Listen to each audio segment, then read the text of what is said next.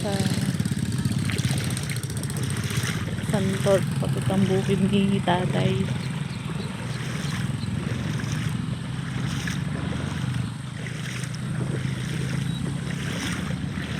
Ha? Kaya? Tatawid niya yung kanyang kolongs.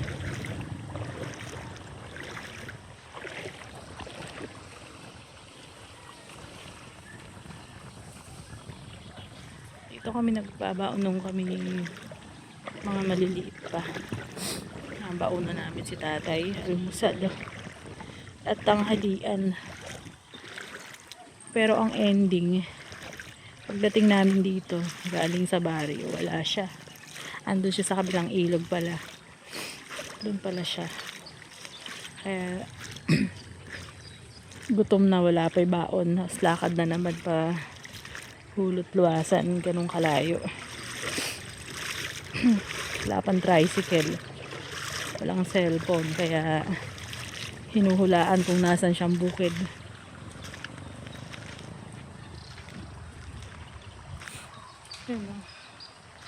Marami rin isda rito, pero mga dayo yun ang isda, hindi talaga taga Bitanya o taga Santorin ang isda. Pero hindi siguro pa isa-isa.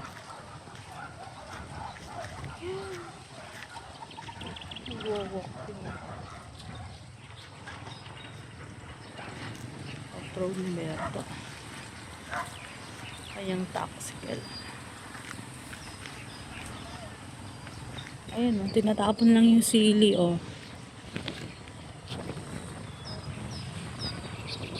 Kalalaki, paano to yung dynamite. Pero pag mahal ang sili, kahit bulok nabibili. Ito tinatapon lang.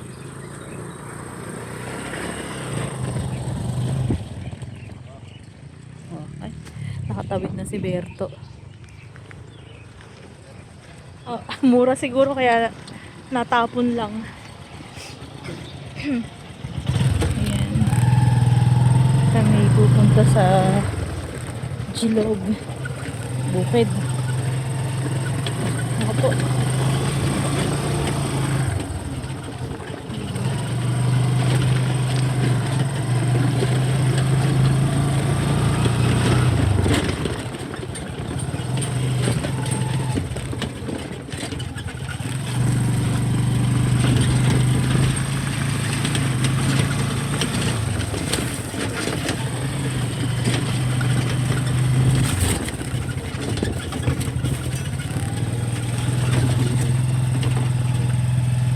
Sampaling kanyang damo.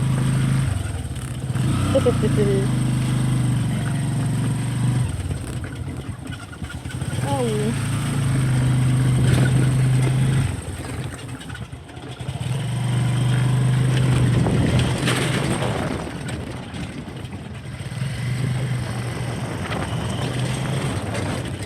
Paani na sila dito eh.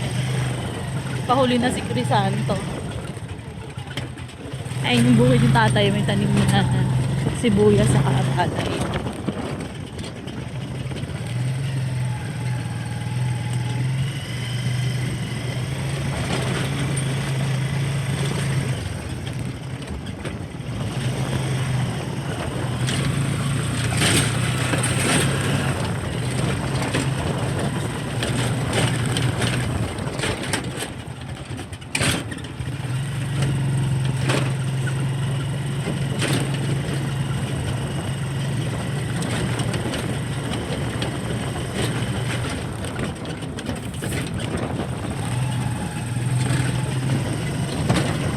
Ito yung kila Ed dati.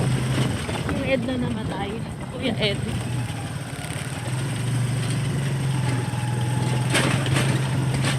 Ayan. Parang wala ng puno. Naubos na talaga yung puno sa bukid ni Crisanto.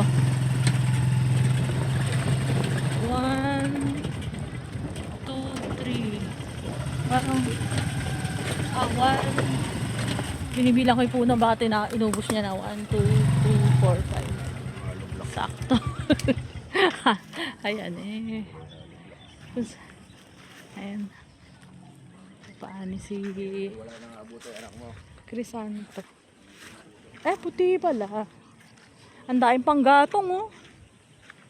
Gusto ko talagang iuwi itong panggatong na to, eh.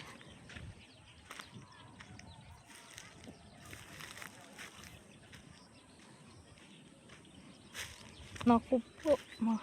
Hindi nga lumaki yung kanyang sibuyas. Hamak laki ng kay Echeng.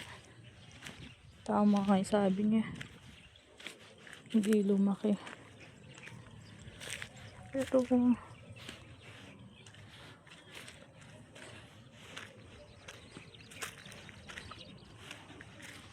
ayun. Wala mo. Wait.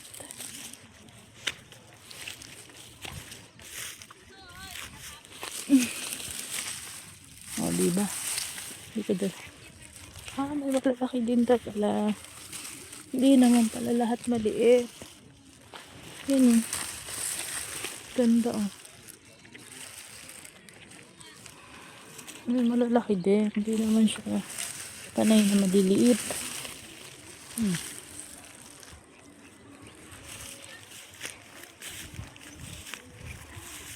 Kalawang, oh.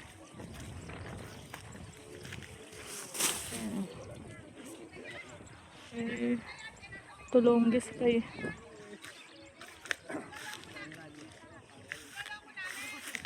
Tuyo na. Tutog. Tuyo na pala, ano?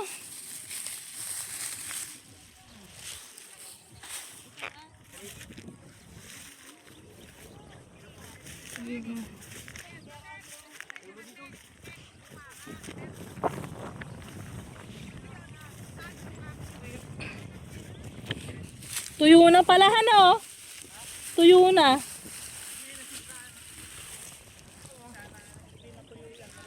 Yung dahon ito magaganda dati, ganun kay Echeng. Okay. Next time muli, bawi.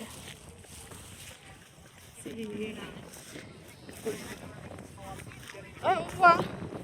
Diba, hindi naman ano, lahat ano, may malalaki naman.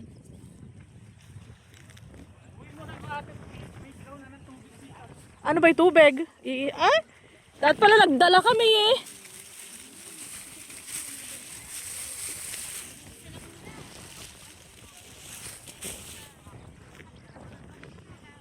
May maliliit, may malalaki.